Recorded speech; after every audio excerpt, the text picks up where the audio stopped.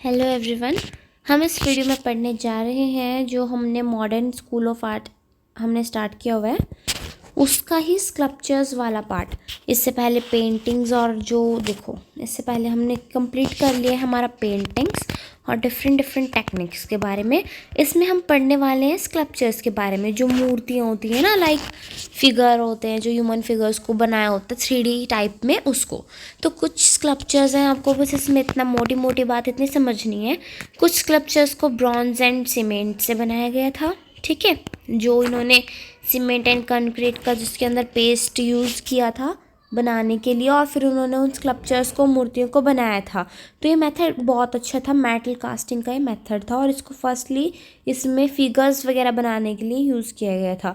तो सबसे पहले फिगर को बनाया जाता था कि हाँ हमने कोई आदमी को या औरत को किसको बनाना है, और उसके बाद उसको लिक्विड एक मेटल होता था उसमें डाल देते थे, लाइक ऐसे सॉलिड शेप उसकी बन जाए, उसको सुखा देते थे। लाइक आप क्या करते हो, बर्फ़ आपको जमानी है, सो आइस क्यूब्स के लिए बॉक्स आता है, उसके अंदर पानी डालते हो, फिर वो लिक्विड फॉर्म जो होती है हमारी सॉलिड में बन जाती है फ्रिज में रखने से। सो वही चीज़ आपको ये बता रहे हैं, आपको सीमेंट एंड कंक्रीट को ऐसे एक सॉलिड सी चीज़ के अंदर स्टोर अप करना होता था, ठीक है। तो ट्रिम्थ ऑफ लेबर हमारे पास जो पेंटिंग हमारे सिलेबस में भी है वो इसी से रिलेटेड है।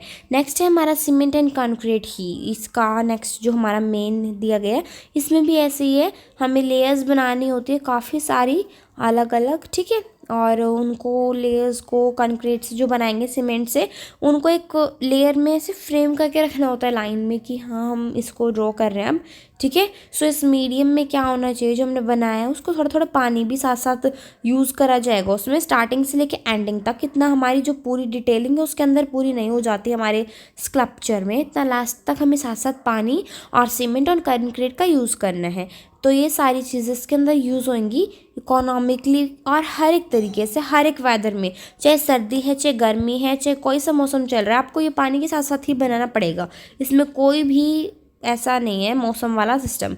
सांथल फैमिली जो आपके सिलेबस में भी एक हमारी पेंटिंग है वो भी इससे बिलोंग करती है। ब्रॉन्ज वर्क कैसे होता है, ब्रॉन्ज स्कल्पचर्स को कैसे बनाया जाता है, मेटल कास्टिंग के मेथड से। इसमें उस मेटल के को ही यूज़ किया जाता है, उसमें भी ऐसे होता है, पहले लिक्विड होता है उसको एक सॉलिड शेप के अंदर डालते हैं जो शेप हमने बनानी है, और वो अंदर से होलो होता है यानी कि खाली होता है, जो शेप होती है उसके अंदर हम भरते हैं। लाइक ब्रॉन्ज का हमने लिक्विड था जो उस फॉर्म को भर दिया। ऐसे काफ़ी सारी पेंटिंग है जो हमारे इंडिया में भी जो बनी है इस ब्रॉन्ज से, ठीक है। और इसमें थोड़ा वेस्टर्न मटेरियल भी यूज़ हुआ है, इंडिया मटेरियल ब्रॉन्ज के साथ साथ प्लास्टर ऑफ पेरिस, ठीक है। क्या होता है प्लास्टर ऑफ पेरिस, ठीक है, जो है इंडिया का नहीं है, ये वेस्टर्न है, इंडिया से बाहर का। और जो क्राइस एंड हेयर है जो आपके सिलेबस के अंदर ही है वो भी इससे बनी हुई है। Wire and tin oxidised copper, जिस कॉपर को जैसे आपकी ज्वेलरी देखिए आपने, आप जो गर्ल्स हैं अगर आप, ठीक है, तो आपको पता होगा गर्ल्स को ज़्यादातर तो लाइक सिल्वर ज्वेलरी आती है, ऑक्सीडाइज्ड ज्वेलरी है ना, आपको अच्छी लगती है ना वो ज्वेलरी, अलग अलग टाइप की गर्लिश टाइप में है ना, गर्ल्स को ज़्यादातर पसंद आती है, ठीक है। और वही चीज़ को बोला गया है, ऑक्सीडाइज करके थोड़ा उस फॉर्म में उसको लाया जाता है, थोड़ा ब्लैकनेस उसके अंदर दी जाती है, थोड़ी सिल्वरनेस सी ग्रेनिश सा ऐसे थोड़ा बनाया जाता है उस चीज़ को, थोड़ा ग्रेइश इफेक्ट उसके अंदर जब हम दे देते हैं ना, थोड़ा रेड सा अगर है हमारे पास कोई मेटल उसके अंदर हम थोड़ा ब्लैक इफेक्ट दे देते हैं, तो क्या बन जाता है ऑक्सीडाइज, उसको ऑक्सीडाइज किया जाता है, लाइक हीट किया जाता है उसको एक तरह से, वो चीज़ होती है। तो आपके सिलेबस में एक गणेशा वाली पेंटिंग है ना जो स्कल्पचर है, सॉरी, वो सेम इससे ही बना है, wire and tin and oxidise copper से। लास्ट टाइम हमारे पास स्टोन क्या होता है, एक सिंपल सा पत्थर, तो पत्थर को तो ऐसे हैमर मार मार के, हथौड़ा मार मार के आपको जैसे भी उसको शेप देनी है वैसे दे लो और बना लो अपना, वही चीज़ को यहाँ पे बताया गया है। और इसके अंदर हम यही पढ़ेंगे। इसके अंदर हमारे पास एक एग्जाम्पल है यहाँ पे चतुर्मुखी आपके सिलेबस में नहीं है, लेकिन ये हमारा एग्जाम्पल है स्टोन का। स्टोन वाला हमारे पास कोई भी स्क्रिप्ट से पूरे सिलेबस में हमें नहीं मिलेगा, हमारा जो 12th का सिलेबस है ना उसके अंदर नहीं मिलने वाला आपको। ये जस्ट एक एग्जाम्पल है जो हमारा modern school of Indian art से बिलोंग करता है, ठीक है। ये सिर्फ हमने उसकी बात की है, इसमें आपको कोई भी ऐसे एक्सक्यूज़ नहीं देना कि हमारे सिलेबस में नहीं है, ये है वो है, ठीक है। आपको बिल्कुल नॉर्मली अगर आपसे एग्जाम्पल आपके सिलेबस में आ जाता है, अब देखो अगर आपकी बुक के अंदर ये चीज़ें दी जा रही हैं सो कहीं ना कहीं ऑब्वियसली इसका कोई ना कोई रीज़न तो हो सकता है ना।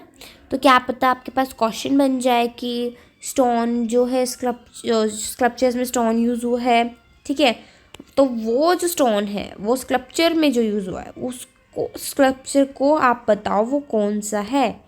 ठीक है, मे बी 1 वर्ड आए, मे बी MCQ आए, पूछा जा सकता है ना। आपका आंसर क्या होएगा? चतुर्मुखी। चतुर्मुखी। और अगर आपके पास ऐसे है कि हाँ आपके पास और भी इंफॉर्मेशन एक्स्ट्रा, सो वो और भी अच्छी बात है। मान लीजिए आप गूगल कर लो, है ना, आप गूगल पे से देख लो, आपके पास और भी एग्जाम्पल आएंगे चतुर्मुखी से एक्सेट्रा एक्सेट्रा एक्सेट्रा। पर आप इसी टाइम पीरियड के देखना, आपको जो स्कल्पचर्स देखने हैं ना एग्जाम्पल के लिए, मॉडर्न इंडियन आर्ट के टाइम पीरियड की ही देखना। ठीक है, वो ही बेस्ट एग्जाम्पल होगा और वही सूट करेगा। आप ऐसे कोई भी स्ट्रॉन्ग एग्जाम्पल अगर आप दे दोगे तो वो गलत रहेगा।